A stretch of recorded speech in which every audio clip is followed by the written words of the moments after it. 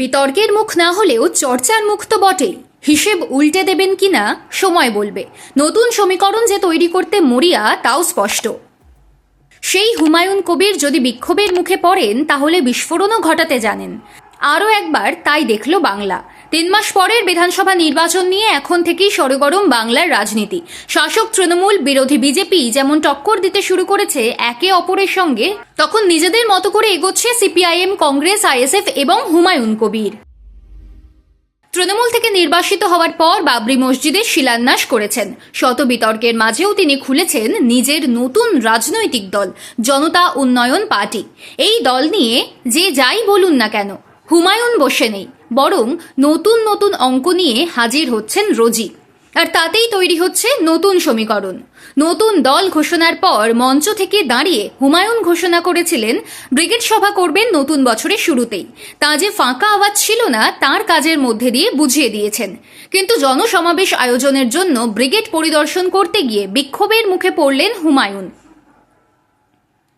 শুনতে হয় go back স্লোগানও, কটূক্তিও করা হয়েছে, এমন অভিযোগ খোদ হুমায়ুনের। তা দিয়ে যে দমানো যাবে না রেজিনগরের বিধায়ককে তা স্পষ্ট করে বলে দিয়েছেন। বাংলার ভোটে ছাপ রাখার যে অঙ্ক তিনি সাজাচ্ছেন তা বলতেও কুণ্ঠা নেই। হুমায়ুন জানিয়ে দিয়েছেন 1 ফেব্রুয়ারি তিনি ব্রিগেডে সমাবেশ করবেন। সেদিন কি চমক থাকতে পারে? তার নাম যখন হুমায়ুন কবির, তখন চমক যে দেবেন তা বলাই বাহুল্য। কি বলেছেন হুমায়ুন? হুমায়ুন বলেছেন 14 দিন আগে নতুন দল ঘোষণা করেছেন। এর মধ্যেই অনেকে যোগদান করেছেন তার সঙ্গে।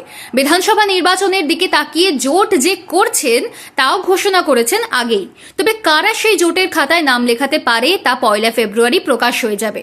হুমায়ুন বলেছেন ওই দিন মঞ্চে কারা উঠবেন দেখলেই বুঝতে পারবেন। জোট যাদের সঙ্গে হবে তারা ওই দিন হাজির থাকবেন ব্রিগেডে। হুমায়ুন এর আগে ইঙ্গিত দিয়েছেন বামফ্রন্ট আইএসএফ মিমের সঙ্গে জোট হতে পারে তার নতুন দলের। তবে সিপিআইএম বা আইএসএফ এর তরফে জানানো হয়েছে তাদের সঙ্গে কথাই হয়নি হুমায়ুনের। হুমায়ুন যা দাবি করেছেন তাতে জোটের দরজা খুলে ফেলেছেন। কাদের পাশে পাবেন সে চমকই 1 ফেব্রুয়ারি দিতে চলেছেন তিনি। ওই ব্রিগেডেই 10 লাখ লোক হবে, এমনও দাবি করেছেন তিনি। এর আগে হুমায়ুন স্পষ্ট করে বলেছেন 135টি আসনে প্রার্থী দিতে চলেছে তার নতুন দল। 10টা আসনের প্রার্থীও ঘোষণা করে দিয়েছেন। পরে আবার প্রার্থীও বদলেছেন, যা নিয়ে কম বিতর্ক হয়নি।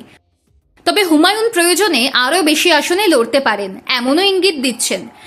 একই সঙ্গে জানিয়ে দিয়েছেন মমতা বন্দ্যোপাধ্যায় যেদিন প্রার্থী ঘোষণা করবেন তার 24 ঘন্টার মধ্যে তিনিও ঘোষণা করে দেবেন তার প্রার্থী তালিকা।